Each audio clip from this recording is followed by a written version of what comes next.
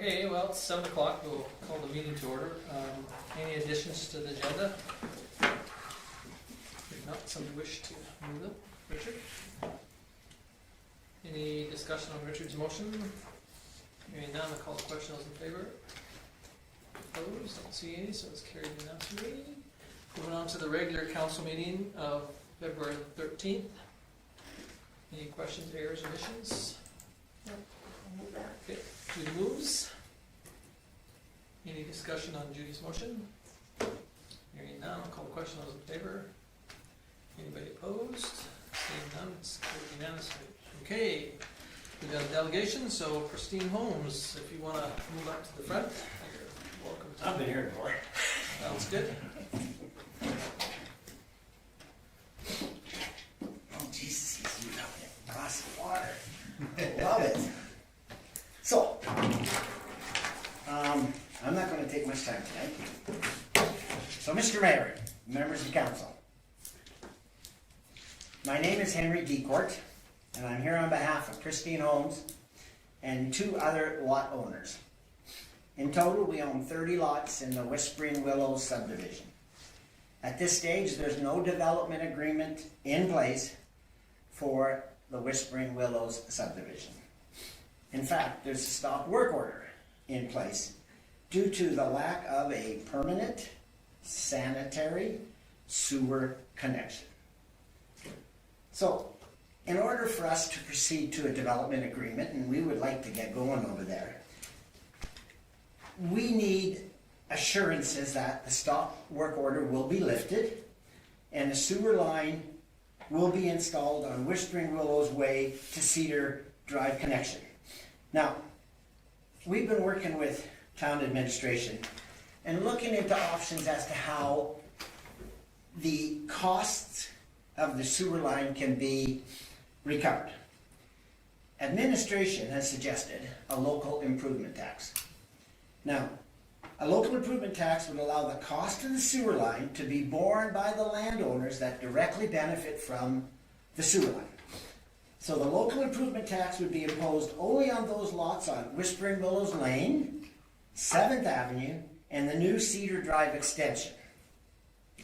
By implementing this local improvement tax, Pristine Homes and the other 2 landowners could enter into a multi-phase development agreement for Whispering Willows Way and Whispering Willows Close.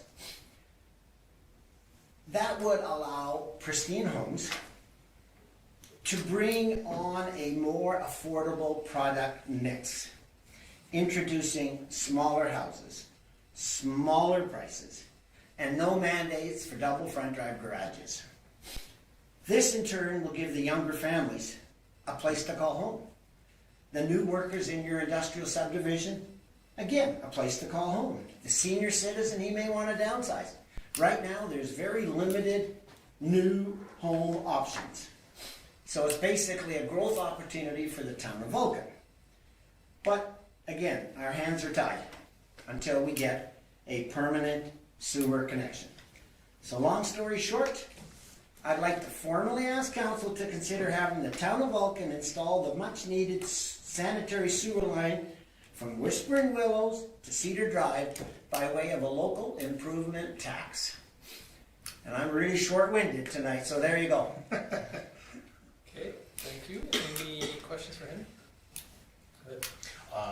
And I haven't had a chance to talk with Henry about it. I do have it on the agenda for later in the meeting, so council has had an opportunity to review, just not your presentation. Sure. So they do have an idea of. Perfect. Are there any questions?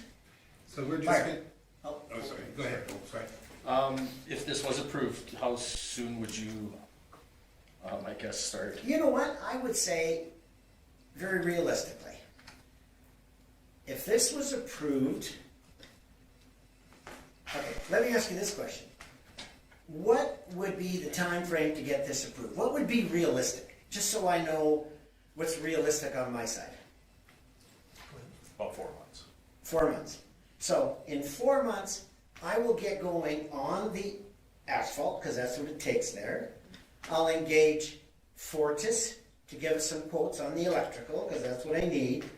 And echo on the gas. So I would say we'd be working in there, like I don't know how soon you can remove the stop work order, but if we can start on the road, we'd likely go with gravel and at least get that going. Okay, thank you, Scott. Go ahead, Richard. you had a question? So I'm just looking at the map here. Can you bring that up? So the yellow part is the sewer's already intact to that manhole already, right? No. Where does it go exactly? Okay, the Yeah. sewer line right now goes from here to there and stops. Okay, This would be the new sewer line that we're requesting. okay. That's going into, These are the original design plans. Yeah. So this has been subdivided Yeah. with the road through there now. so the part coming back from this corner back up this way, right down there, yep. That's not going in right No, away? but that was the original way to get the sewage out, because we didn't own that land. Okay, So once we purchased that land and able to put that road through, then that right of way will disappear, and there'll be a manhole somewhere in the street in that intersection where Kim had the cursor, and then that'll go straight through that land we own. okay. So That's my question. Thank you. Okay? And this is just the sanitary sewer. Yeah, Yeah. wouldn't need to put Not in the water. water, not the roadway, none of that. Yeah. Yeah. So it's all been subdivided, there's, lot plot and plan done there. It's just that, You would have to dig this for water then as well, right? no, Well, no, I wouldn't have to do it, like, I only own, to be very honest, I only own, 2 lots here, right? So what I'd probably do is, and I'm not sure if it's allowed, I'd make a deal with them just to do the water to there and leave it, because all of this has the water, the sidewalks, Yeah, the curb and gutter, okay. and the sewer and water, of course. And the other owners are not interested in putting that water in right through? Well, You don't know? he's probably the best one to ask there, Okay. and I have approached her to buy all of her stuff. Yeah, I've approached her to buy just these 15 yeah, that I can go going, but she has not been very cooperative. okay. Thanks, Henry.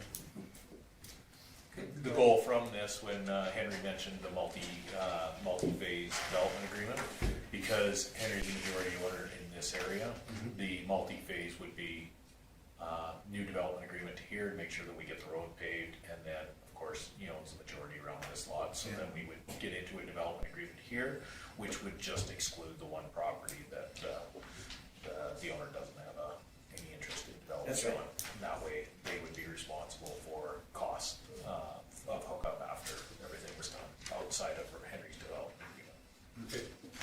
Thank you. okay, any other questions? Well, thank you very That's short much. and sweet. Yeah, okay. I love it. 45-minute drive for a 5-minute presentation. Thank you, Henry. You guys have an awesome night, Yeah, you can and thank you. just, you go Thank straight you, out Henry. that door. Just straight up. Yeah, Thank thanks, you. Henry. Have a good day. Okay, thanks a lot. Okay, we're done with that one, so we'll move on to the second one, FCSS. I have your presentation ready, so, and just let me know when you want to, you just let me know when you want to change the slides and I'll move them through. For those of you that don't know, I'll introduce. In the middle is Dawn Wiseman. She's our new FCSS director. She's been with us since December 1st. And then Lori Gare, I think most of you know her. She's our community liaison and has been with us for about 2.5 years. And of course, Kelly Nelson, counselor of the county of Vulcan County, sorry, and the secretary of FCSS and food banks. We should say Vulcan County number 2. And she's a farmer. Okay, floor is yours. Well, first off, we just want to say thank you very much for entering into this funding agreement to help support FCSS. Without you guys, we wouldn't be here. And we just really appreciate all the town staff and everyone who helped support us along the way. You're always just a phone call away. Great. Perfect. I have to turn around and see what we're all looking at too. Yeah, so our purpose is preventative social services is what FCSS is here and all about. So trying to make our community a healthy community.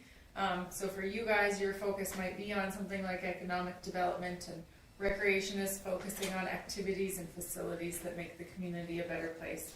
And our purpose is also to make the community that we all live in a better place too, by helping people feel a sense of belonging, feel supported, connected to the community, and we all have the common goal of people wanting to live here and take part. And we feel like by helping people when they walk through our doors in their moment of need, we can hopefully prevent crisis later on down the road. Okay, so we're two legally separate organizations, the FCSS and Food Bank, but focusing on these 4 programs here. So we've got 7 employees, 2 full-time, 4 part-time, and 1 casual. And everyone is expected to cover everything. So everyone's basically trained in every division, because when somebody else isn't there, then someone else will have to fill in for them. So we're all working together and collaborating to make sure the best ways to help clients, even with complex needs that come through the door. We're usually all helping in some capacity.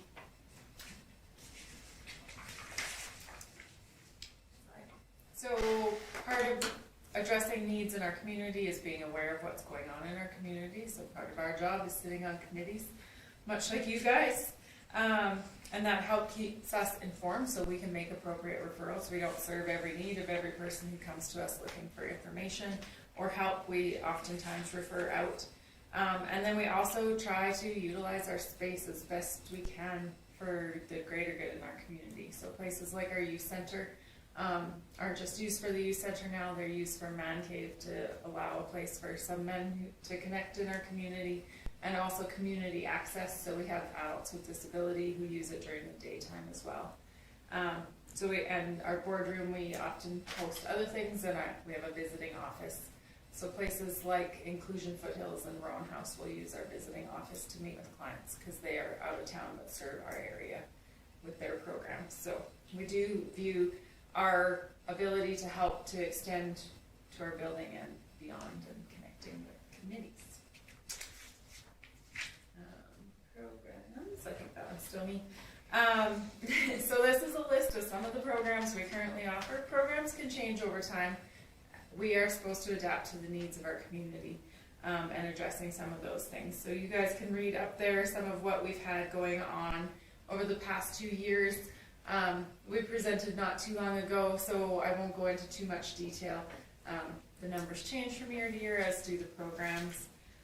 But we do have group support is one of the new things we've had recently.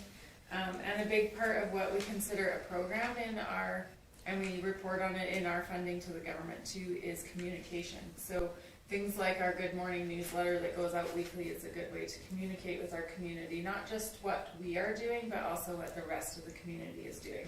Because the more, again, people connect with what is already happening in our community, the more they feel the buy-in and tied in and connection. And we do the email events as well to help serve that purpose. Okay, we have programs that help access money for people to live in our community and spend in our community, which in turn supports all the local businesses as well, and our economy. A large majority of walk-ins are seniors who don't want to or are not equipped to do things online and need help. Seniors come in who are isolated, widowed, living on very low income, and don't know about senior benefits available, so small expenses can be a major hardship. Just to note though, we do help people daily from all socioeconomic backgrounds, not just seniors, but that is one of our programs that we use a lot of. The economic benefit of running up the volunteer tax program, for example, was that it brought over $48,000 back into the pockets of Vulcan County residents this past year. And then we have our Getaway Youth Center. Laura touched on that one a little bit. Reaching youth is mostly preventative in nature. And so our youth center provides a safe place in our community where relationships can be built with trusted adults, which also builds then resiliency in our kids. And this gives all of the kids in our community something positive to do by offering drop-in and programming as well as teen nights. Collaborating with local schools to bring kids for field trips makes it a more comfortable place that kids feel confident coming back to, alone or with friends. Kids Day Out's offered by us in Milo, Oldman, Arrowwood, and Carmangay in the summer months to connect with our youth out there as well.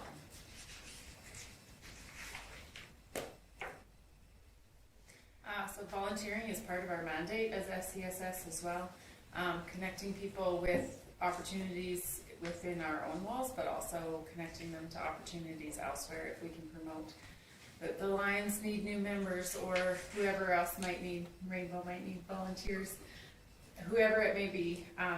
Our purpose is to help match and connect people with opportunities to volunteer. Gives people, again, a sense of belonging in their community and buy-in, right? That this is a great place to live. And people who volunteer are happier and they're healthier, and it gives people a lot of meaning and purpose too. It gets them out of the house and out of bed in the day. So we recognize the big value of volunteerism, and we do a lot of work to engage people in volunteers. So whether it is snow angels or courtesy drivers, food bank volunteers. Dawn's first week of working here, we're like introduced her to, I don't know, 30 different people who walk through our door, and they volunteer, and this person drives to Okotoks to get our meat deliveries for the food bank, and this person does this, and this person goes and gets our mail every day or brings something to the town. So we really utilize a lot of volunteers and recognize the value they bring to our community. Our food bank. So our food bank is all about food security in our community, making sure that no one goes hungry. Our food bank relies entirely on donations for food and administration, with the exception of a few government grants that have come since COVID to address the cost of living increases in food security. As donations aren't stable, it means we must manage how much goes out in a year. Every food bank across Canada has a different level of service based on donations. So living in a very generous community, we're actually able to offer 10 hampers a year plus the Christmas hamper, so they're covered for pretty much every month of the year. And we do make exceptions for those who are most in need. Our hours expanded back in 2020 based on the feedback from the community, largely for the sake of donors, actually not for the people using. But that made us more accessible. We're now open 5 days a week accessible, and if we're not there, then we've got emergency hampers at the hospital. We do deliveries out to rural people who can't make it, or else we give a gas card for people who can drive in and they wouldn't otherwise be able to afford to get there. Also when clients come in for a hamper, a lot of times the need is more than just for food. They need help with budgeting and planning ahead for their own lives, so we actually refer them on to Deanna, who does our RDN, and she's able to help them create a budget and kind of secure more things in their life than just food. That's all, the RDN, so it's our Rural Development Network, preventing homelessness. So, I was going to show you quickly, the chart actually that we have here, we delivered, there was 244 hampers that were given out in 2022, plus an additional 72 just at Christmas. Emergency hampers are available 24/7, like we said, and there's a give and take pantry too at the library.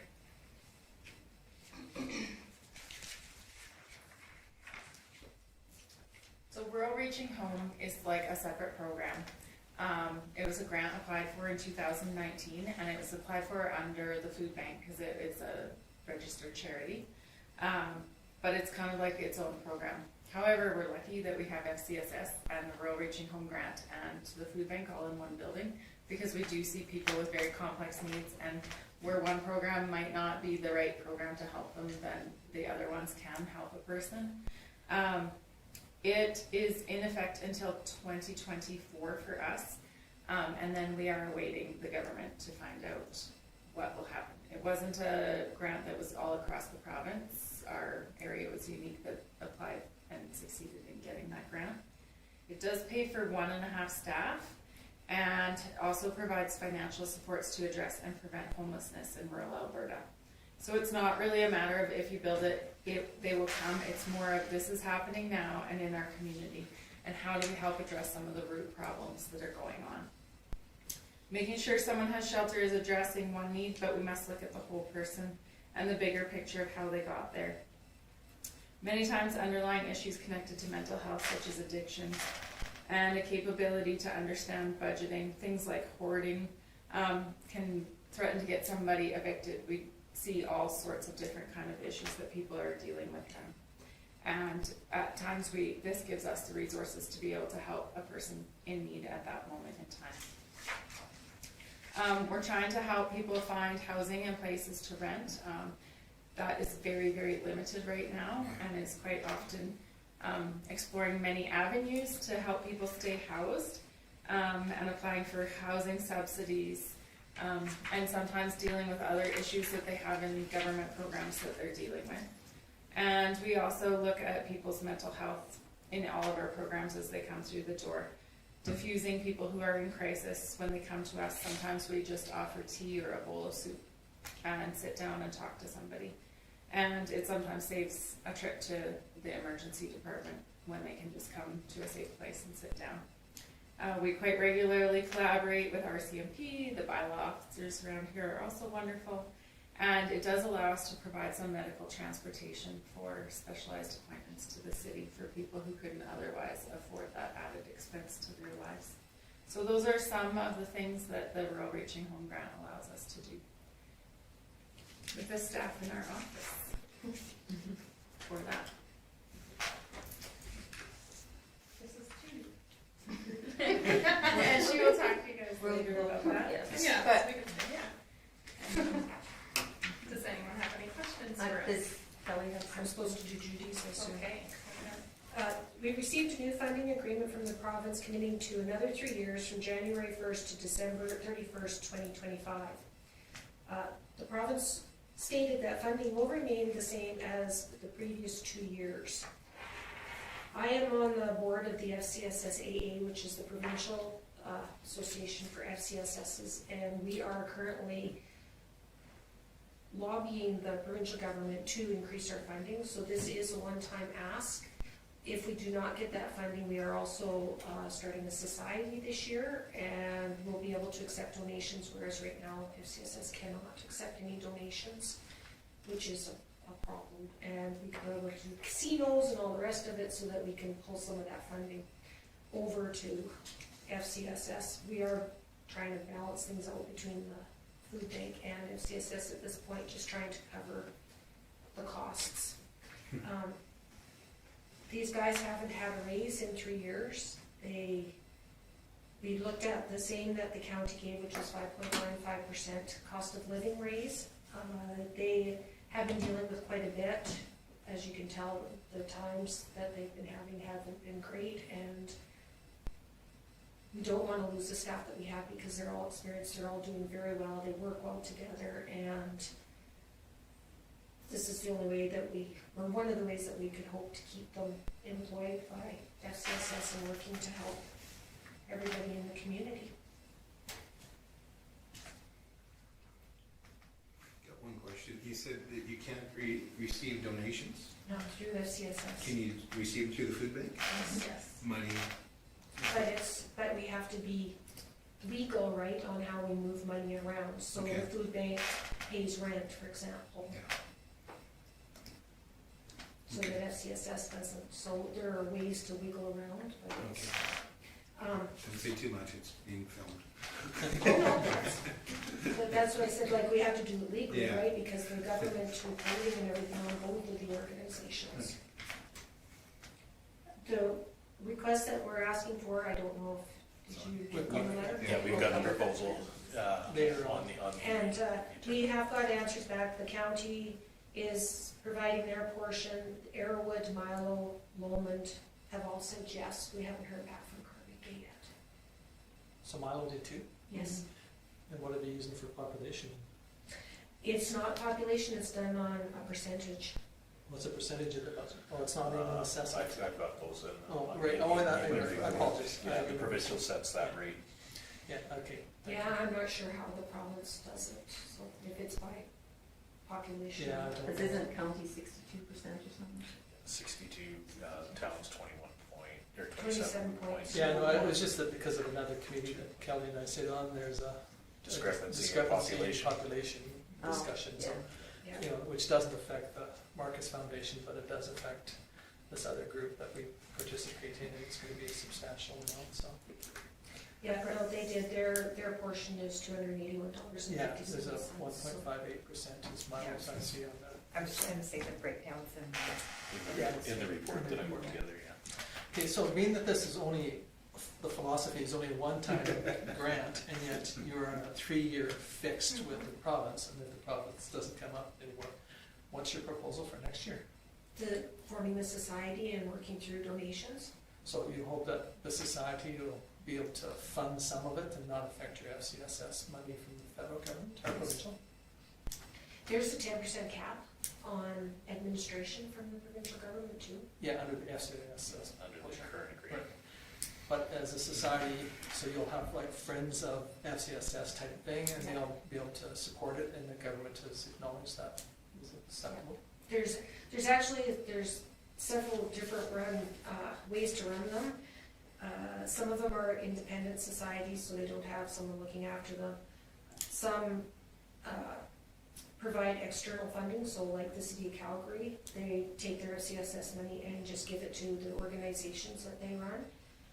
A few have the multiple communities, municipalities like we do, and some are actually departments of like the town. Right. Like they work right in the town office or Yeah, whatever. that's So what- there's a whole bunch of them, Right. different ways that they do it. Okay, any other questions for you ladies? If not, well, thank you very much. Thank you very for much. coming. Well done. And you are welcome to stay for the rest of the meeting if you'd like. Okay. You didn't have to laugh. I didn't see what exciting stuff is on your agenda. Previous engagement, you know, I had to laugh at it. Thank you. Right now. Yeah, thanks. Thank you. Okay, moving on to our correspondence. We have that letter back from the Minister of Environment and Protected Areas, Minister Sonya Savage. And that was regarding the letter that we sent about the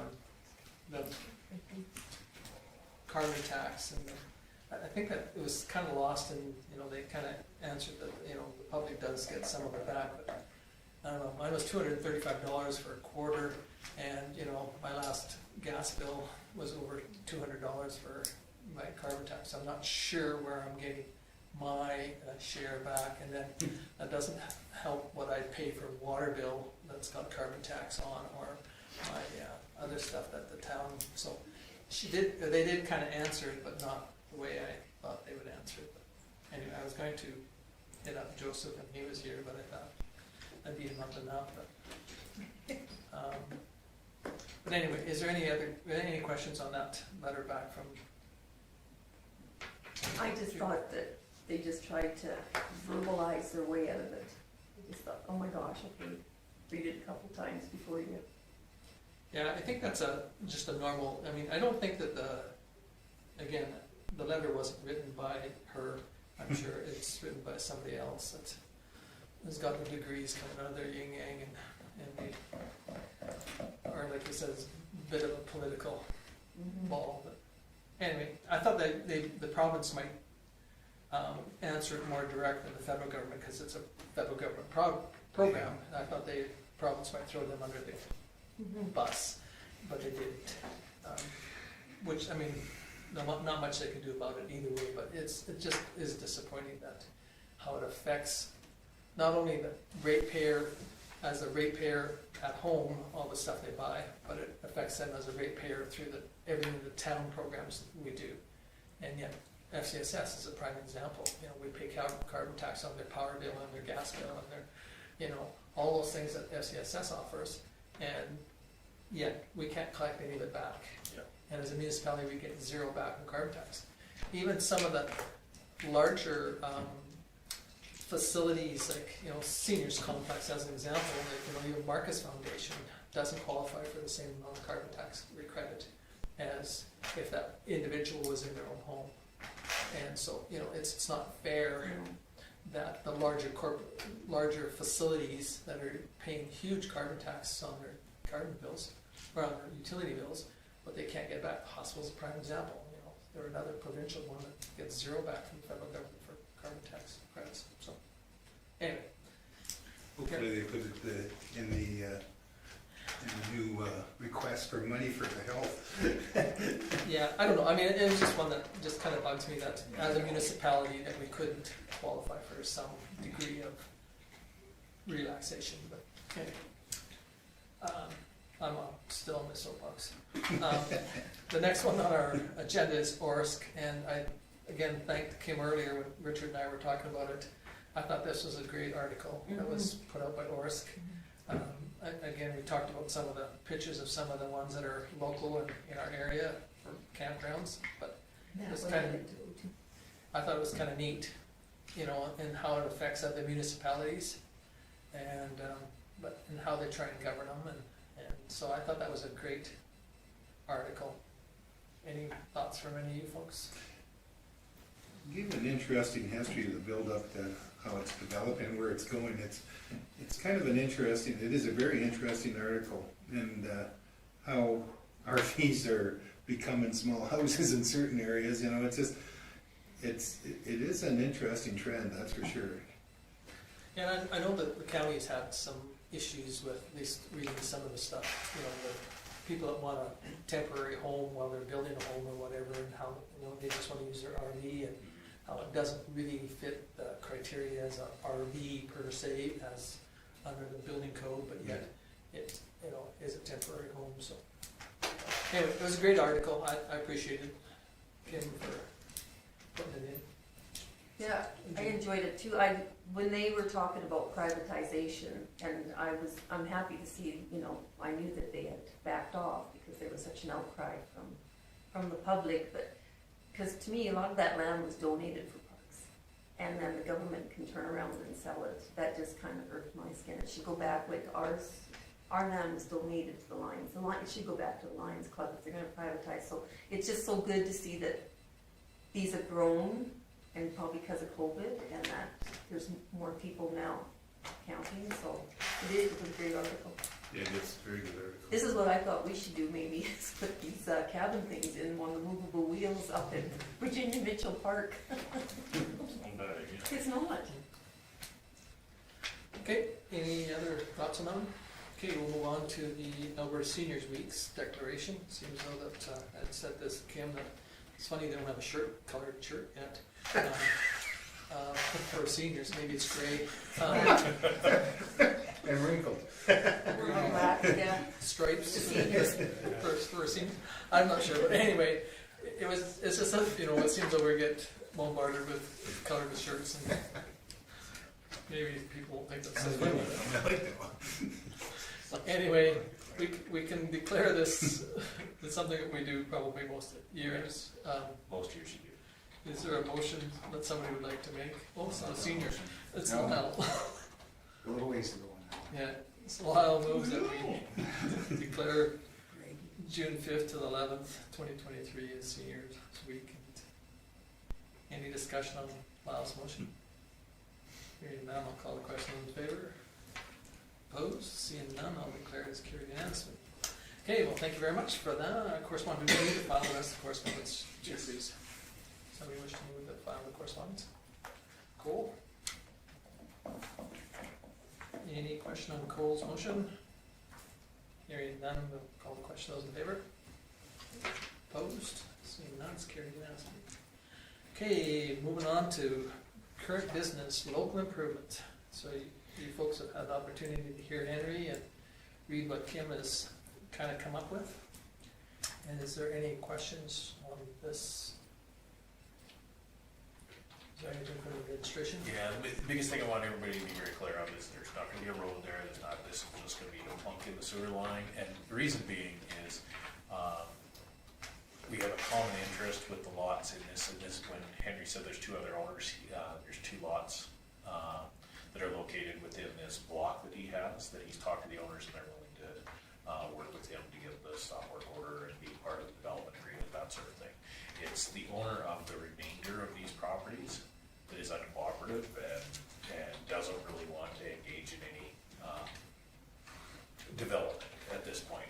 So if this sewer line goes in, what it does is it allows for these lots that already have the water and sewer already installed to become developed. and that's where Henry wants to get started. That's why he said multiple phase, because he would get it done to here, then this would be phase 2, just similar to what he's done in other areas of this subdivision as well. But for right now, this is gonna be a field with a sewer line in it. The reason why is if this sewer line goes in, now these properties can start developing if they were to do the water. And the argument being is, why would you put that at the developer's expense? Why would you put that in when somebody that's not willing to put any money into development can have benefit from having it there and start? So, as you guys know, by doing it in the past, a local improvement allows for that to be the cost of this sewer line that affects these properties from the north and south of Whispering Willows Lane to Cedar Drive. We would just do the local improvement, and local improvements can be done on frontage. You can do it per lot, which is probably best on this one, so that it's just equally distributed amongst the lots that are affected.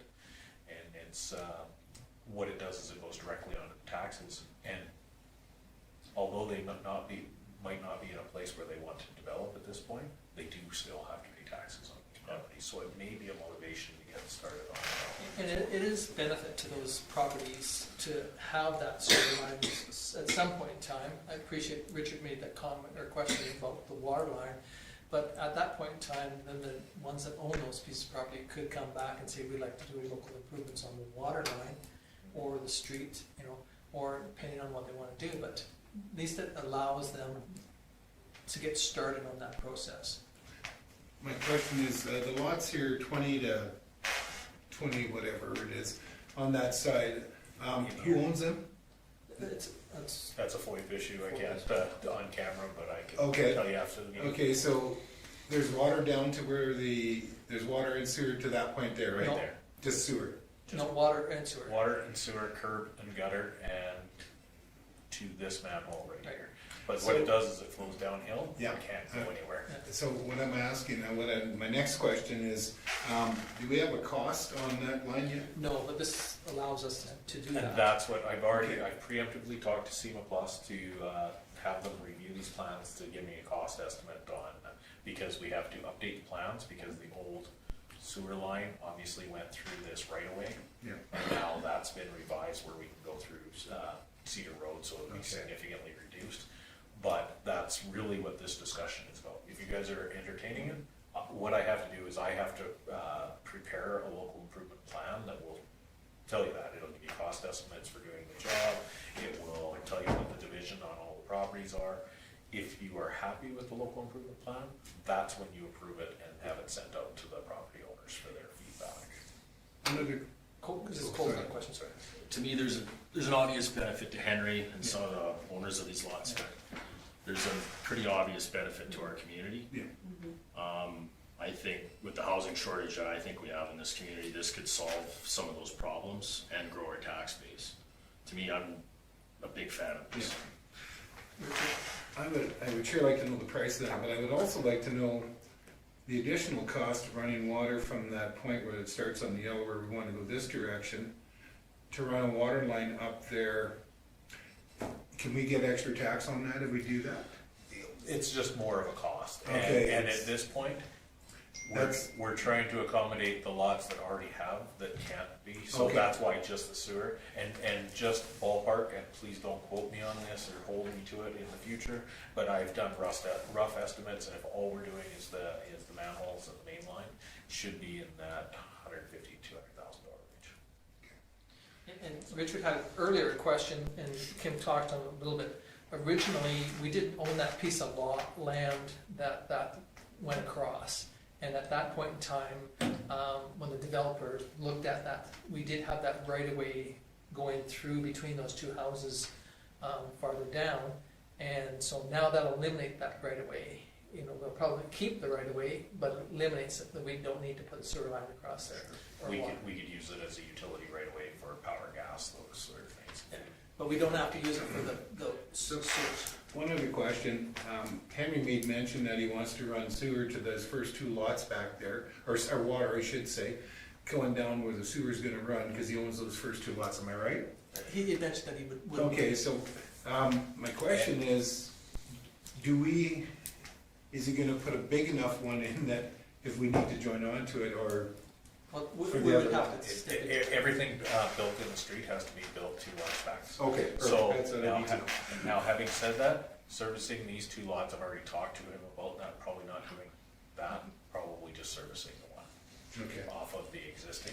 The okay, reason being is the cost of doing that water Yeah. line, and again, if he was to, and we could speak to Henry because he was in the meeting and made this proposal, if he was able to acquire the rest of these lots, then he would just do the water and sewer Yeah. himself as part of the development agreement. So, Okay. I just don't want him jumping the gun too far on that. He can service all but one of his lots with the current proposals, so. okay. Barbara, I would like to move forward on doing the recommendation that Kim prepared, that council directs administration to prepare a local improvement plan for the installation of sanitary sewer on the Spring Rose Lane to be brought back to council for consideration. thank you. So that motion is by Barbara. Is there any more discussion on this before we? Just call a the question. One quick question. That pit that's in the middle, I'm sure you guys have told me, but who owns that? The town. The town. And so that's why we've been filling it, because Yeah. we had a stormwater management plan put together by SEMA, so that we can actually turn it into a dry overland drainage. So when we have a big storm, it'll fill the pond to a certain extent, but it'll drain out, Sure. and it drains out through the right of ways here. Yeah, and if you notice, there's two, there's one there, and then there's one there, and there's one farther up on the road that's got all right away, or access into that pond right up there. Right here. So the town owns all the land that's Inside right up of to this, the, and the right of ways, and the only reason we have a wider right of way here is so that we can get equipment in Sure. out of there when it Okay. is developed. The plan with it right now is to fill it up with our own means. You have seen that in our strategic planning stuff. Fill it up with our own resources at this point until we get close to grade, and then we'll grade it off, because originally it was dug to be a wet pond, but of course it doesn't hold water, so Yeah, it's dug too deep, and it went through the shale bed. so it's either bringing up, and the other issue too is to keep water in it full time. The amount of water that it was going to take was astronomical, and so it's not economical to do that. So that's why we went back through the Alberta Environment and had it redesignated yeah, to what it should have been originally, but To a dry pond. Yeah. And so with that, when it's filled to grade and landscaped, there will be an opportunity for a recreation area, whether that be, like the city does it all over the place now with stormwater management. They'll put playground equipment in there so that when there's a storm, it fills up and then slowly drains away, but it doesn't impact the playground or anything. So yeah. something to be looked at in the future when development's or in the area. vice versa. Like Manton uses their one wet pond or dry pond as a soccer field in the summertime, and then a skating rink in the winter, and then a mud hole when there's a wet year. And so I mean it changes use, but it doesn't have any fixed structures on it like the one that Kim's talking about. Which the city of Calgary does have some that have structures that if they're flooded, it's not a Doesn't big issue. impact. But yet there's other. But anyway, so that could become a green space someday. Any other questions on Barbara's motion? Okay, seeing none, I'll call the question. Those in favor? Opposed? It's carried unanimously. Okay, and then moving on to 6.2, the amplifier replacement. Chris put this together, he brought it forward. Those that have been at the arena the last little while noticed that there's been some issues with the microphones and some of the announcing equipment. There's two amplifiers that are blown up in the sound room. So, of course, we hold money in that advertising reserve for the purpose of replacing equipment in the arena. So there's currently $30,000 in the reserve, and the cost for two amplifiers is about $1,400 a piece, so $2,700. So he's coming forward to council because the money's held in reserve. It needs a motion from council to withdraw the funds for that. Okay, we'll pick Judy. Yeah. I recommend that council approves the replacement sound system amplifiers at the Vulcan Arena at a cost not to exceed $2,800, with funds to be drawn from the arena advertising reserve. Okay, thank you. Any discussion on Judy's motion? Okay, here now, I'll call the question. All in favor? Opposed? Seeing none, it's carried unanimously. Okay, moving on to the 6-3, the Spock Days Parade and Ball Tournament Assistance. So you've all had a chance to read the report. We have helped with Spock Days before. As everyone is aware, Spock Days is a private thing put on by a committee for the community. The town has assisted in the past. What Chris is looking for here is, over the last couple of years, we've been helping with the parade. There was also a conversation on, with some of his prior experience, if the town would be willing to assist with the ball tournament as well. So when we had the conversation about that with Chris, it was, if you're gonna, it's his job as a manager to decide where his staff spends the time, but because this is dedicated to a committee use and not town functions, then council should be supportive of that before we move forward with any of that. So really what the ask is here is for the Recreation and Tourism Departments to participate on the Spock Days Committee, and then to dedicate the time to organizing the parade and the softball tournament. With that, there's some costs involved in that. Chris has figured that out as well. He's anticipating $3,200. With that, we also usually do a cash sponsorship of the Spock Days as well. If we're dedicating that amount of time, council may consider, asking if this could be sponsorship in lieu of the cash donation as well. Okay, any questions? Go ahead, Cole. I think Spock Days is a big event the town has and has had for, what is it, 20 years ago? I participate in it, so I'm a little biased to it, but I think there's kind of been a bit of a decline in participation over the years, probably because of COVID and things like that. I think any help we can give that event to kind of bring it back up to where it could be, or even build on it. And I have all the confidence that Chris is the guy to do it, so I'd be in favor of it. I have a question. How much in the past we usually give them a year? It usually ranges in that $1,000 range. It's $1,000, $1,200 depending on the sponsorship. And what do we do to help them? The town. We have done the parade for the last couple of years, of course, short of COVID, and varying capacities. We've helped at the ball tournament in the past. We usually, the Public Works sets up the beer gardens, moves picnic tables around. Same request, street closures. So $3,200 plus the help already, so it would be an increase of $2,200. If you didn't do the sponsorship, yeah.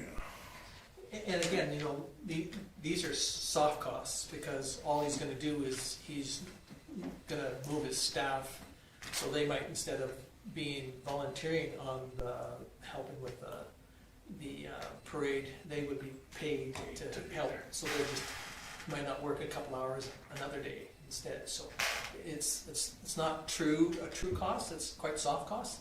I think it's no different than what we do for 3 or 4 of the other organizations that we participate in too. So, but and maybe I'm just not understanding. Does he actually want $3,200? No. He wants to just use time and. That's what he has calculated as the time that it would take to do the organization of these events in staff time. So, a good analogy would be, if we were to calculate the time for the grader and the public works staff to plow the rodeo grounds, So it would be very equivalent, right? This would, if we decided to make this yearly thing, we would have about a $2,200 increase in his budget every year then?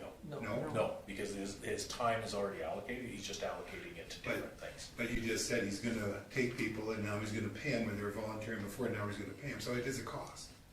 Right, No, he's just gonna move them around, so instead of working today at the tourism center, they're gonna work tomorrow at the parade. Yeah, So- so their wages are already to your budget. So, Yeah, so basically, we had asked him when these events and proposals came, if he could show us the costs, and that's all he's doing there. It's no different than past years, really. See, the big one is the ball tournament. It's gonna chew up some more time. And again, that's time that you've already budgeted for. It's, as Tom said, it's, if you dedicate your time to that, there may be something else that doesn't get done. And the rec department used to do it for the Spock days. They would do all the booking and put it through the rec department for the books through the town, because they had ability to do some of the programming with that. So it's not, they're not doing anything different other than asking for permission to do it. Right. And if I can, the one thing to be clear is they're participating on the committee. Spock Days is still Spock Days committee, and they're still putting on it. We do not want to give the impression that the town of Vulcan is taking over the operation of Spock Days. This is just to participate on the committee to help organize a couple of their events. And I honestly think though that there are, if we don't give assistance sooner or later to some of these events, whether we're going to find that some of the events are not going to happen, because if the people that are coming to the committee level are getting harder and harder to find, and I don't think it's any different than any organizations we have throughout our community. You know, I think that they have called. What I really like about this event is it brings tourism to town, and they spend the whole weekend here. They're not just here to fill up their gas tank or whatnot. They're here spending money in our community all weekend. So it's. So is that you moving that one? Oh, I could do that. Yeah, sure. Yeah. Well, I'm thinking of. I recommend that council supports the community service manager's request to have the town of Vulcan Recreation and Tourism Department's participation on the Spock Days Committee for the organization of the parade and softball tournament for the 2023 Spock Days event scheduled for June 9 to 11. Okay, thank you, Cole. Any discussion on Cole's motion? Hearing none, I'll call the question. Those in favor? Anybody opposed? Seeing none, it's carried unanimously. Thank you. Okay, moving on to the tough one. FCSS additional funding request. Now, I do have to, you've all had a chance to read the report. Obviously, some further information is available from when I did write the report. The one-time funding has clarified a portion of that, the questions that I brought forward, and the further information that everybody but Carmen is now participating in. Yeah, Champion isn't because they're not Champion's not part of our FCSS group. Judy. Yeah, so we are writing letters to government, and we keep on writing letters, and they have promised, but of course until the election, like I said before, nobody's going to make a commitment. So letters are going out to the oppositions too, because we need everybody's support on this.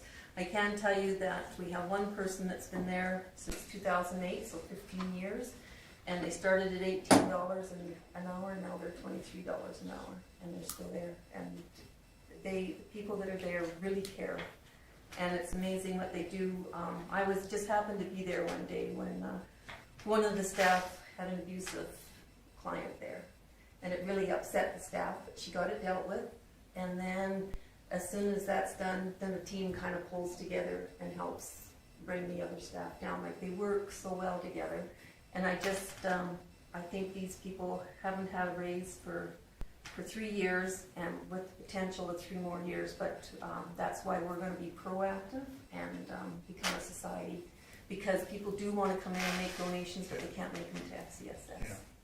So like they said, they're open 5 days a week more for the donors, and so that's all going to the food bank now, so we could get a portion of that. So our goal is not to have to affect our municipalities. We know they're hurting, so this is a one-time ask, and we'll find a way. If we have to cut some programs, so be it in the coming years, but we've got good programs here, and we hate to see any of them lost.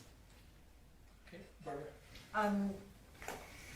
I see the validity in giving them a raise, and I like the 5.95%, but because we only gave the town 4%, that's the only thing that kind of I feel torn on. Because, Yeah. I'm just saying because it's hard to, I know it's a one-time thing, but it's hard to say, one organization should get 5.95% and some people should only get 4% or some should only get 4.5 or, you know, so I'm just feeling a little bit torn right now. Except if we don't help them this year, that'll be 6 years they don't get a raise. Oh, I'm not saying we How wouldn't many? give them No, raises. but the 5.95, I mean, that's what the other, I don't want the town to look bad because the others are all given 5.95, but that's definitely, that's just because I guess I'm so involved with this organization that I believe that the 5.95, because what is ours? 4,000? It'd be 4,800 and Yeah. change. It's not a huge amount. No. And I can tell you that Perhaps so. our director has decided to give up her benefit plan because that's $4,000 some to try to make the budget work. She's looking at a different avenue because it's so expensive and not getting what she needs out of the benefit plan that's with the town. So, you know, we're looking at cost savings wherever we can, so that's my pitch. So, Barb, it's 4% this year, but it's 3% next year, right? For the town and, For the town. okay, so that's 7%. This is I totally understand what you're saying, but this is over 3 years, they haven't had anything, and I mean, basically, because of timing, election, like you said, it sounds like the county's already given. And I see the value of that system there because I probably drive down Center Street 20 times a day and there's always somebody coming out of there. You know, it's a valuable thing. If you lose something like that, who knows what happens, but yeah, it's, if you look at that 5.9 over 3 years, it's not that much. But I you know, it's, again, it's $4,000 here, it's $5,000 there, it all starts adding up.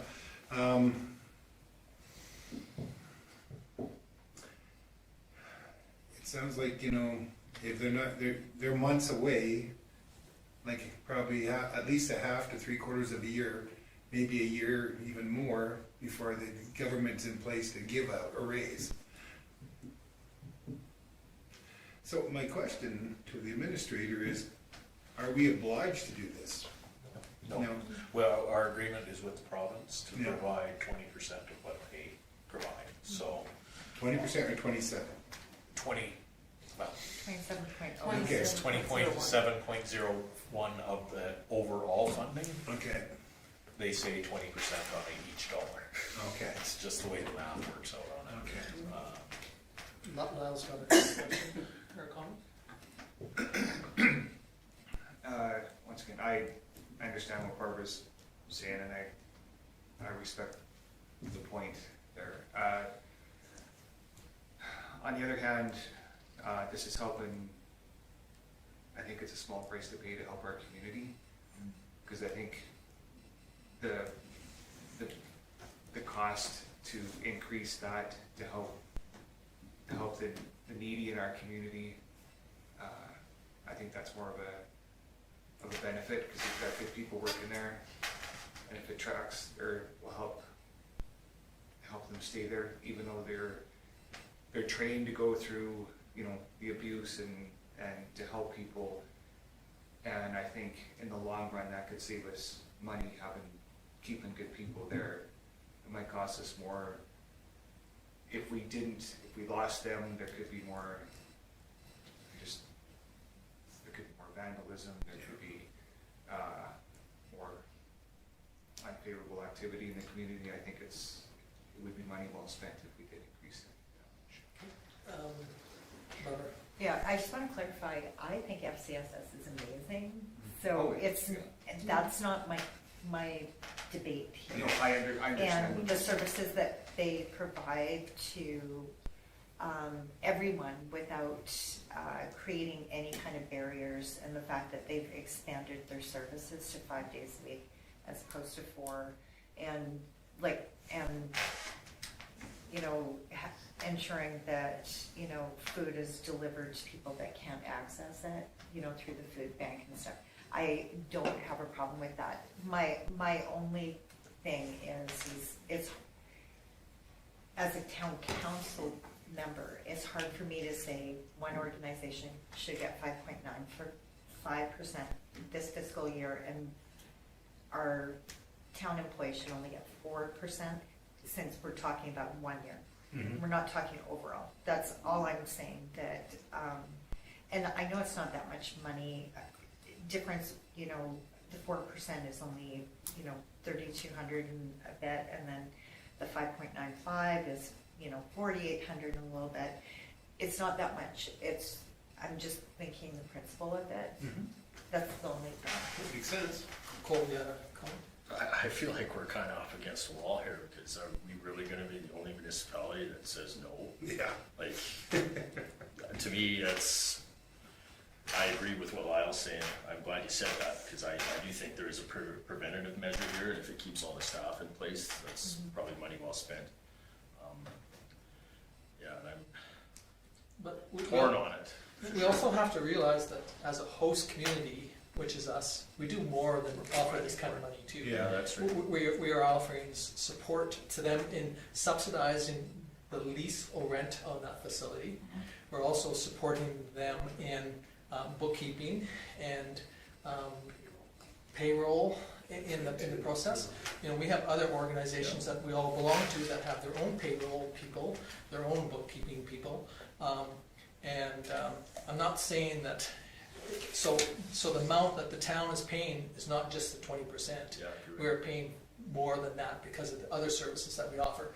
And I think that's a decision that council has made in the past to be the host community, and other communities could have hosted it too, you know, but we are subsidizing FCS more than what we are putting in cash. Sure. Because even the facility itself, we're not charging them full what theoretically it should be charged out at on a per square foot basis. And there was a decision that council made at the time to do that. They did all the renovations to the facility, but we did subsidize the facility substantially. When we set up the rent, for the tourism, because we had societies running, the Tourism Society, VBS, and FCSS in these buildings. And what we did is trying to make it consistent, because we were all partners in it, so we kept the rental rate exactly the same for each facility.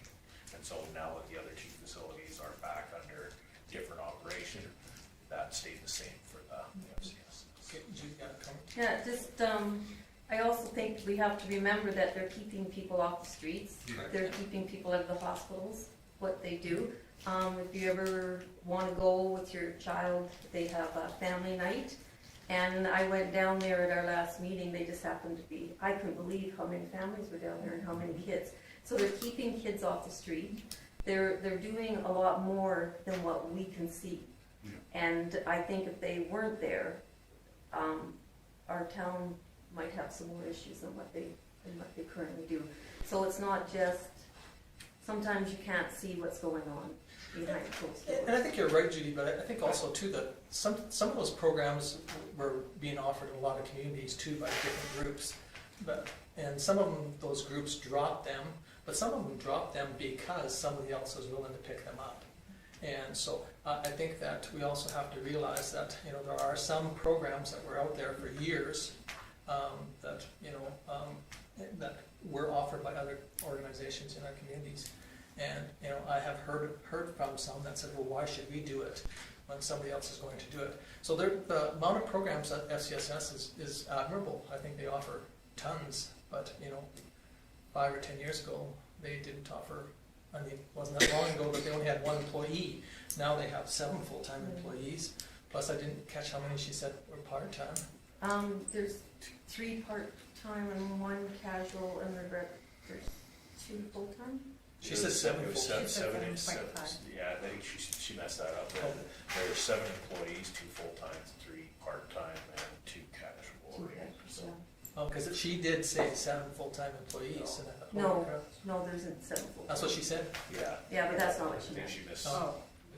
Okay, 7 employees. I wrote down exactly what she said, and I'm like, holy crap. Because I know that years ago, they only had one full-time employee, and that was it, so. Go ahead, Judy. Also, another cost that's really come up, as you heard them say, they deliver food or they give out gas cards, which, as we all know, gas costs a lot more. So their cost, as well as everybody else's, has gone up substantially.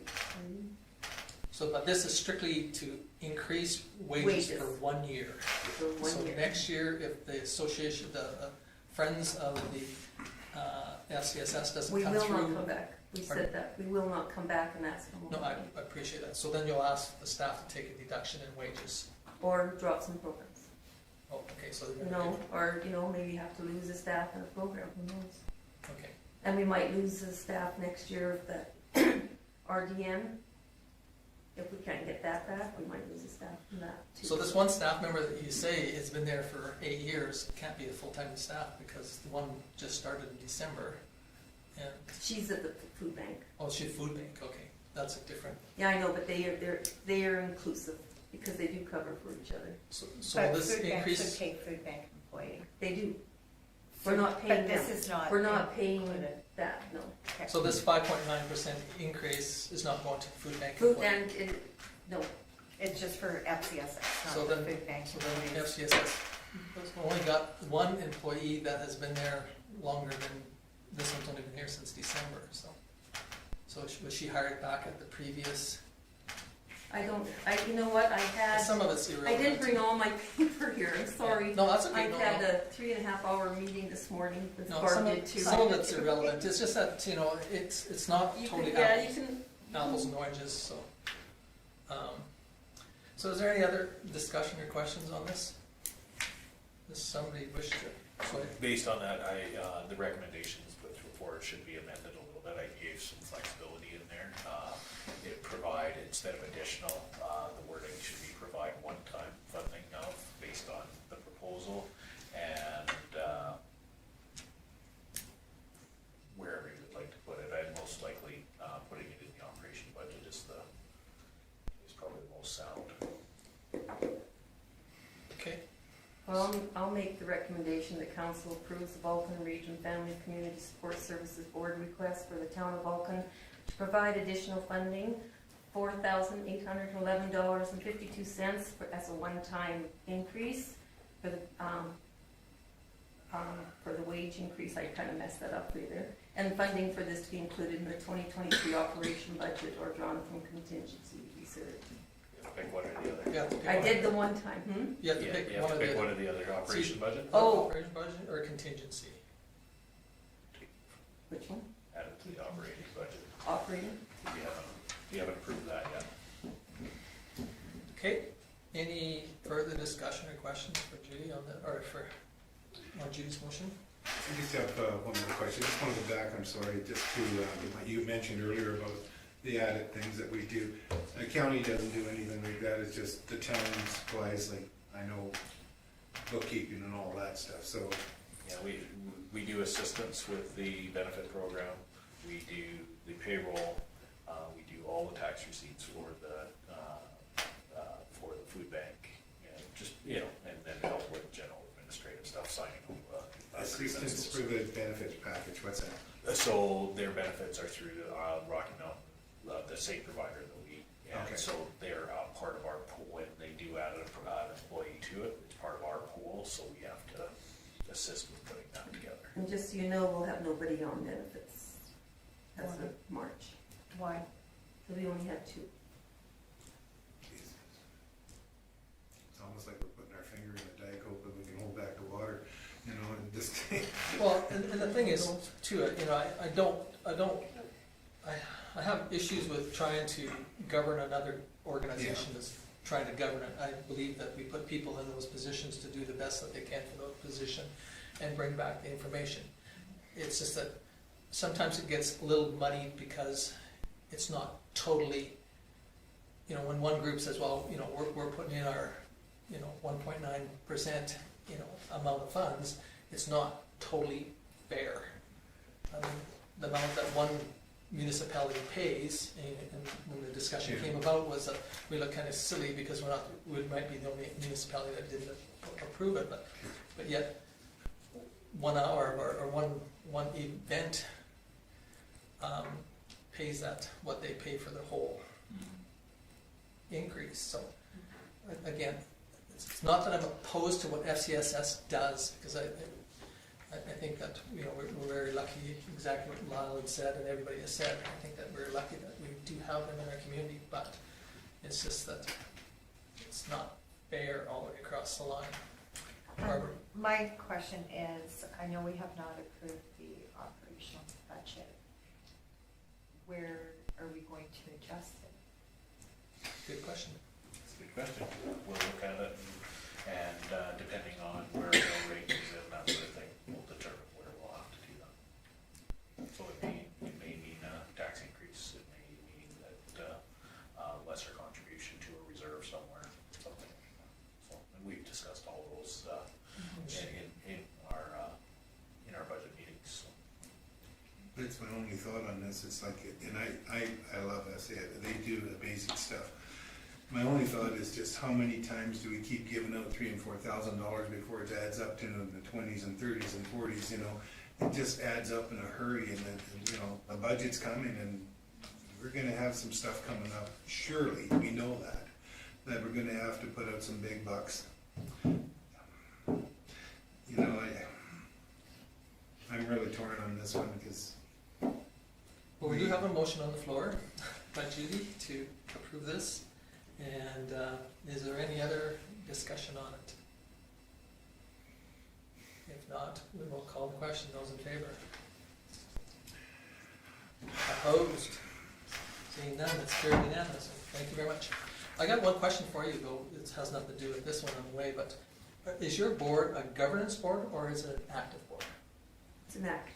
I think I would call it governance. Okay, so is that what the bylaws classify you? Yeah, for? governance, there's the But governance. I'm there active. isn't a governance, It's- because there's an active board. If they've got a secretary that participates as a secretary or a treasurer that participates, they are an active board, not a governance board. A governance board is similar to what we are. Yeah. We give direction to the staff follow through on it. An So active this board, rainbow so governance? I would like to know what their bylaws say that they should be, whether they're an active Well, board or a governance the board. bylaws are town bylaws, right?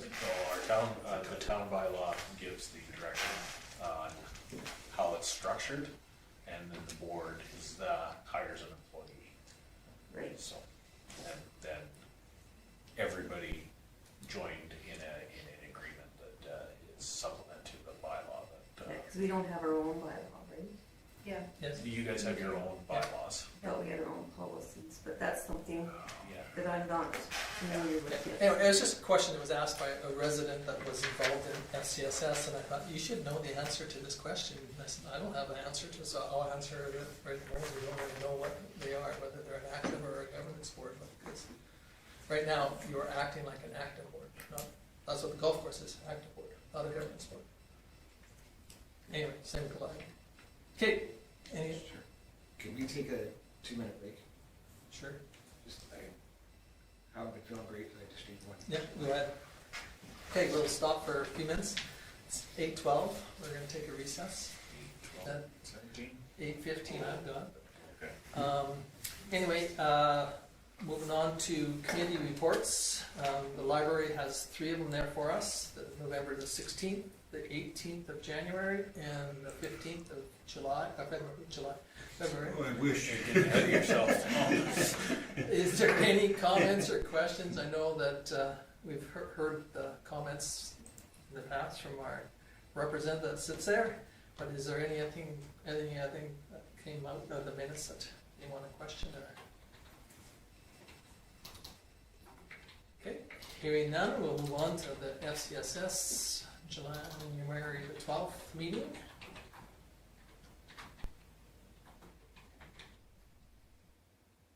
Any questions, or again, like Judy talked about this already, but nothing on that one. Okay, the Wellness one, Foundation.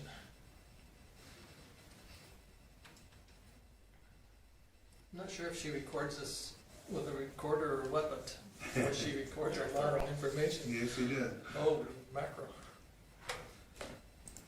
Anything on the wellness? Okay, if not, we'll move on to the planning commission. And this one, they don't record nothing. So You don't say that, they're very similar to town council minutes. I believe they use the same template.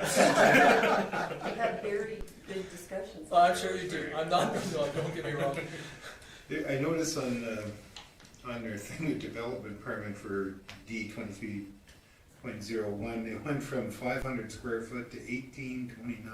Yes, That's a big jump. it was based on the facility and the size of the room that was already existing, that was going to be developed. Okay. Okay, any other questions on the planning? Okay, hearing none, we can move on to the golf course.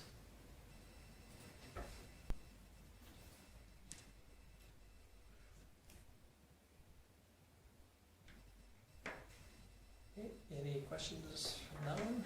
Why were you late, Judy? Hmm? Why were you late? Because I was at another meeting. Oh, Jeez. Ooh, we've been pretty critical now. I ran from FCSS over to the Ran golf from course. FCSS. And so was Jason Schneider late. Oh, God. Trying to share. Put you under the gun here. Deflecting. Here I Yeah. ridicule you now, wow, gosh. You're not gonna wanna My come back. shoulders are broad. You're tough. I have You're 4 tough to kids. go. Okay, any other questions for Judy on that one? Okay, if not, somebody wish to move the committee reports. Lyle moves. Any discussion on Lyle's motion? Hearing now, I'll call the question, those in favor? Opposed? It's carried unanimously. Karen, we're back live, right? Okay, moving on to council reports. Councilor Magnuson. As you can see, we had the MPC meeting, and one thing that we might be looking at in the future are the monitor, Security suite. security suites. We might be bringing to council, like, maybe something that we should look at in the future. This was a special circumstance, but it just might be worth considering. And I think we had some discussion why it was 500 square feet.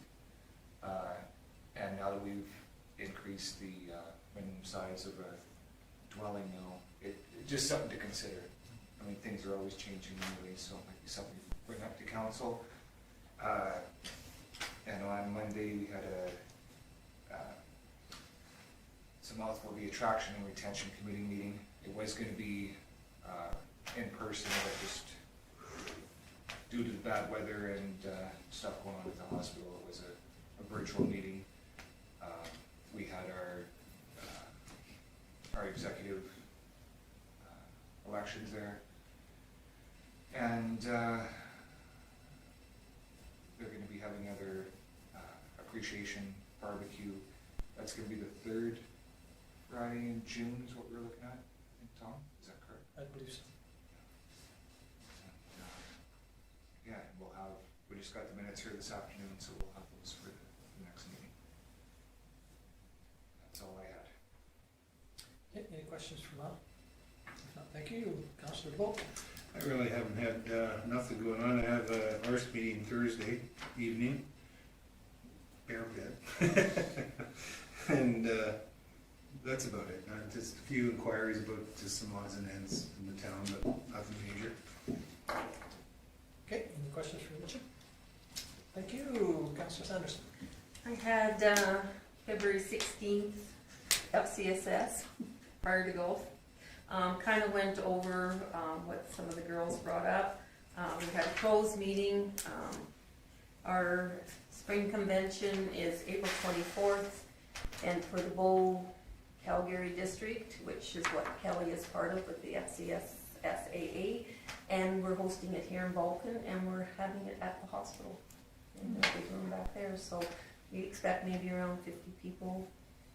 We're not sure, that's what they said the average is, but because it comes in bulk, and we're hoping for even more. Anyhow, would there be a chance to get some pins? The only problem with that facility is they're gonna have to wear masks the whole time. No, they said we went in that building, we would have to do social distancing, but we'd have to wear masks, but we're gonna come in the side door because the room's right there. That's, but if we're gonna tour the hospital, then we'd have to. I mean, it's a beautiful facility, I'm Yes. not knocking whether to use it, but No. I was told that when we were gonna do our meeting just the other day in that room, we still had to wear a mask in that room because Who it's to a, talk to. it's an AHS facility. But So they're- that I would question, I'm not, again, I would Yeah, think it's great. they did ask, Okay. and I'd have about it that, in writing. because they would, okay. No, Yeah. I'm not trying to be ignorant, Judy, all I'm trying to say is that, you know, cause, Just make sure it's confirmed. yeah, just cause I think it would be unfortunate. I Not think to it's a use great it. facility. Yeah, to it is do. a great facility, and I never even thought of it, and I thought, what an awesome idea, why aren't more people using it, but maybe that's why. But even the foundation, they have to wear a mask. They- Anyway, sorry. Oh, they do at the foundation meetings, Yeah. do they? Mask. Okay. Okay, I'll ask that. Perhaps if they use that side door and don't leave it Well, one that's- area. I was told that it's because it's the building, not, HS's building. Even Eggs coming and in the side door, you need But to anyway, wear masks. just as a heads up, just I Yeah. hate to. We're gonna have masks there available, just, you know, in case if people have to go to the washroom or whatever, but I'll have Kelly check that out. I did watch a bunch of people walk in that side door without putting masks Yeah. on the other day. And then, it will go from 10 to 3, so we're looking for, we got some ideas for speakers, so hopefully it'll be a good day. Went to the golf meeting after, as you can see, sewer is number one on our capital expenditures, which is way past being done, so that is, that and the dishwasher, we've been carrying glasses for the past year from the bar to the kitchen, so, some more tea box upgrades, which will be really good.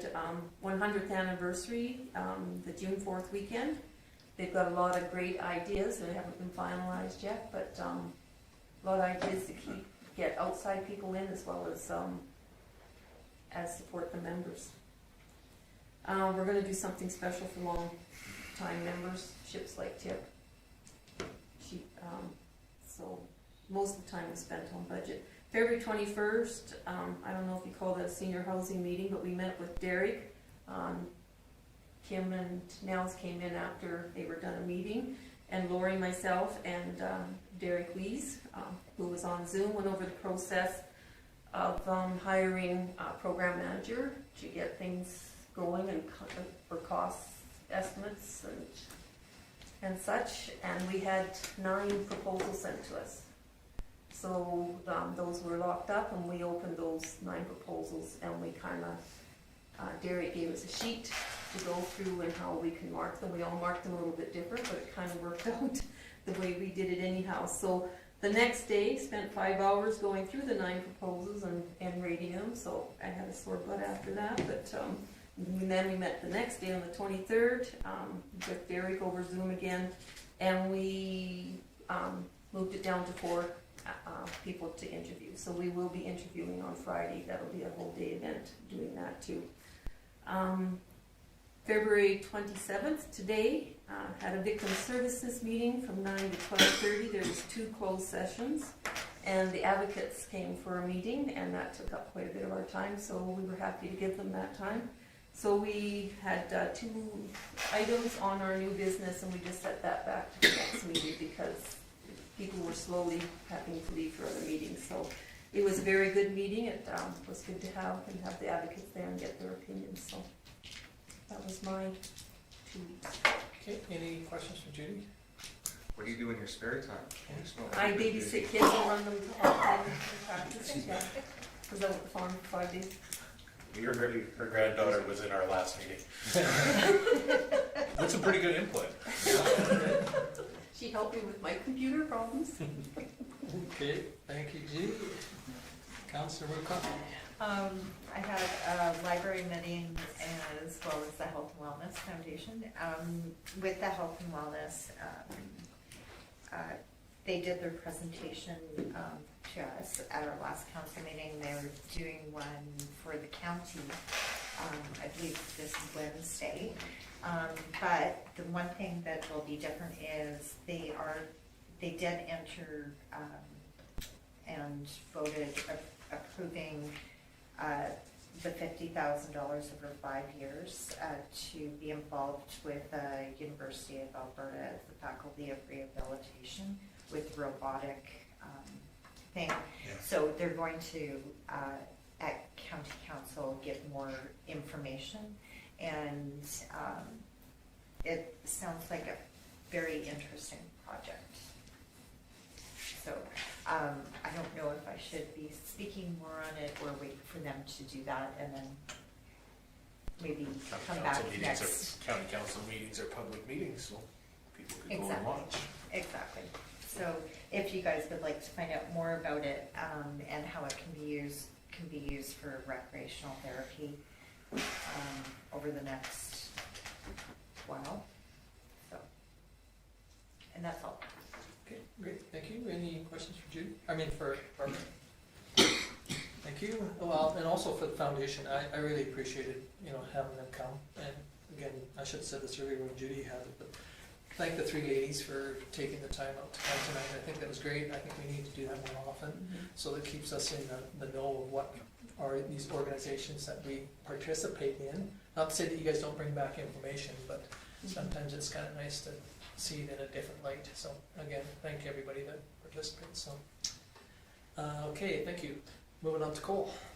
I had 0 meetings over the past 2 weeks. Okay, that's great, thank you. Talk to Judy.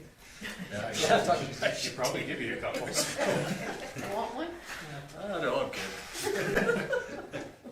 Anyway, yeah, no, this, I've only had a couple. I had a SEWA one. We are now dealing with the HZI and the engineers and the lawyers on the memorandum of agreement. And we have a meeting on Friday again. Judy invited me to participate in the one, but I can't because it's, so they're chiming in from Switzerland. And so it's, again, people offered that since this company is from Switzerland, if they need a delegation to go over, that most of them are willing to be part of the suitcase and go over. But anyway, so, and then today we had a SEWA board meeting.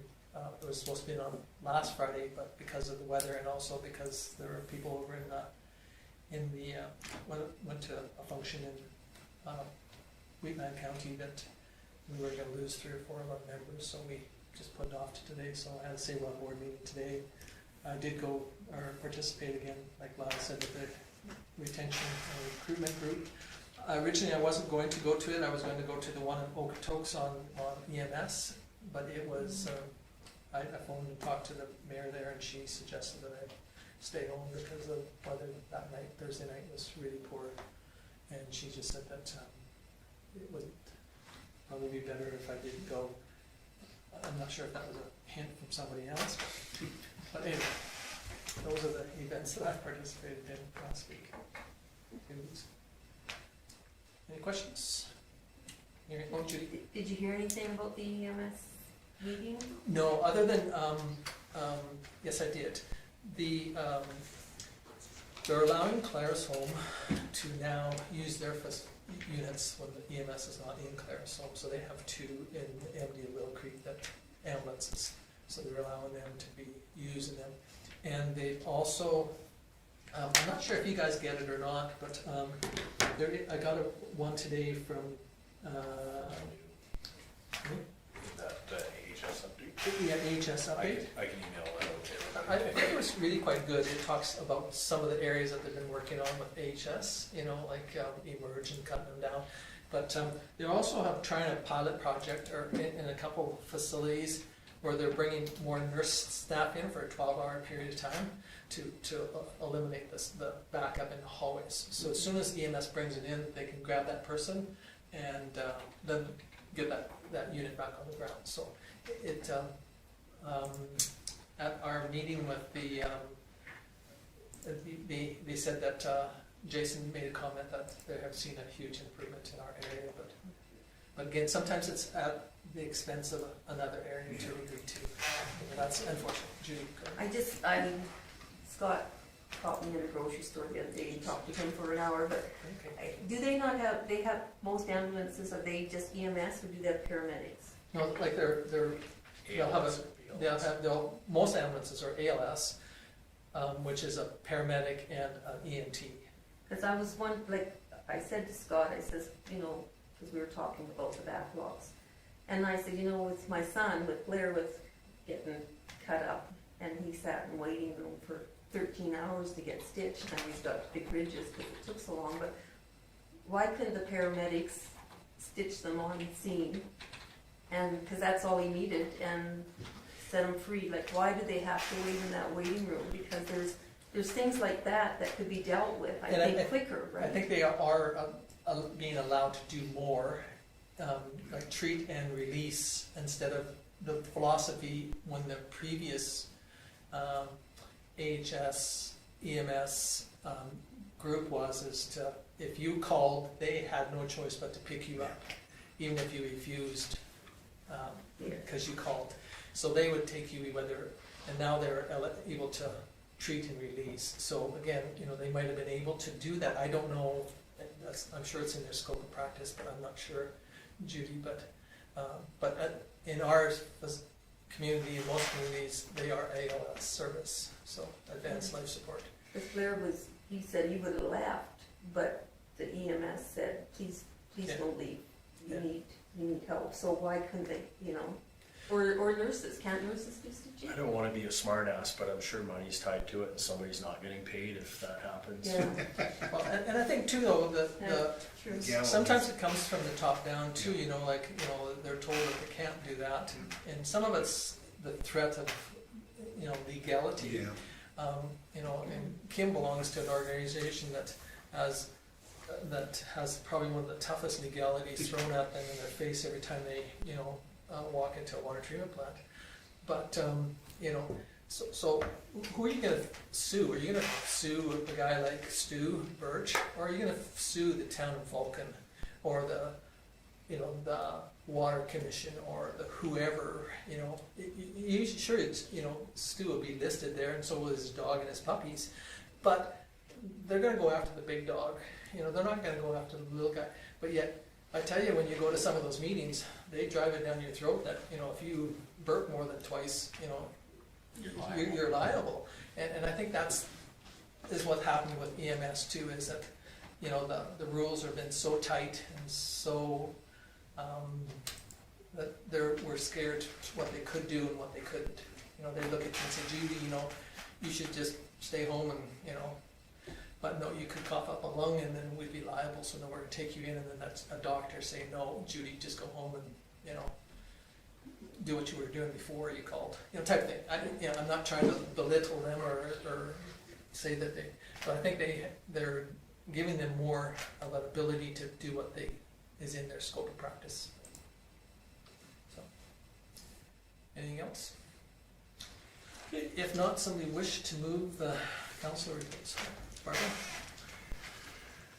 And again, thank you very much for everybody that participates and takes in all these things. And again, it sounds like I'm usually mean to you, but I'm not totally, only to Judy. Yeah, I was gonna say.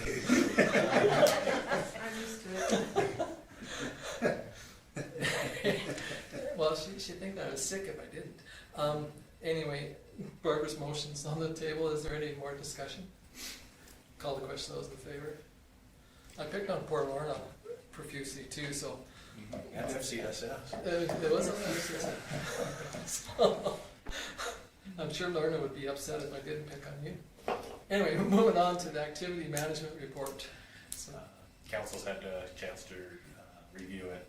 Obviously got everything accomplished from the last meeting, and the Ag Society agreement that you approved at the last meeting. They had a meeting 2 days after that here, and it's all signed off on and moving forward. So that was good. They were very pleased with that. Under the understanding the meeting went very well. So. Do you know when they're going to start? I would say when it starts drying up. And when the snow stops accumulating out there, hopefully. Yeah. So. We honestly, working with everybody to answer as many questions as we can about, just, different things at the Exciting. facility. And, The, it's good. arena's in the county yard. The rodeo arena, all the metal is in there. So, All the equipment you need. Yeah, it'll be exciting to see it grow. yeah, it will be. Okay, so any other questions on the activity? Okay, if not, we'll move to CEO report. So in the last 2 weeks, we jammed quite a few meetings into there, more formal stuff that, spent a better portion of a couple days at the county office between the sergeant interviews and Judy's already talked about the Marcus Foundation RFDs. That was 2 after I was done other meetings in the county. So also met with the Alberta Emergency Management Agency to review our emergency management plan as a regional whole. Worked out well because the county had some training going on where all of the CAOs were there anyway, so it worked out well that we got that done. I met with CP Rail on site to kind of go through how the first proposal didn't make sense to us, so they did respond. Still working with them. There is an exemption that can be applied for, so we're just talking about that. But at the end of it, with the cost estimates that we've got for all the different options, they're still well over $500,000. So we're most likely going to see what kind of proposal they bring forward, and then we'll just try to find a solution that works for the town as the road authority and for the railroad as well. So got some ideas we're working on, but we're not any closer than where we were when I talked to you last about it. Again, the Ag Society lease has been done. I've already contacted SEMA Plus about sports courts, and we're getting that stuff all completed. Grant funding is through the Kinsman. As you saw at the last meeting, we've now got the agreements have been sent out. We're getting those hopefully signed up fairly quickly. The letter to the Water Commission sounds like they're going to move forward with as proposed from council, but yeah, they still need to have a meeting to do it formally, so we won't have the amendment to the agreement until I believe the next meeting is the middle of April. So that's where we are with that. We had an inquiry from Palliser on, of course, they're doing the research for the joint use. So had an inquiry because they found documentation that, if read out of context, said that they owned where the track is, but that's on town property. So they're wondering why the transfer of title never happened or anything. So I did the research back to a proposal that was done in 2001 before we did the summer games of expanding that area. And that proposal never went forward, so it kind of died on the table. So the wording of the letter was out of context because it was dependent on the proposal moving forward. So do we own it? oh yeah, Okay. yeah, we have since the beginning when the county originally took care of the school with the school board. So that was cleared up. Various community member inquiries, those sort of things. On a lighter note on there, because Stu doesn't have his report, we did get notice that our new ice resurfacer should hopefully be here Wednesday.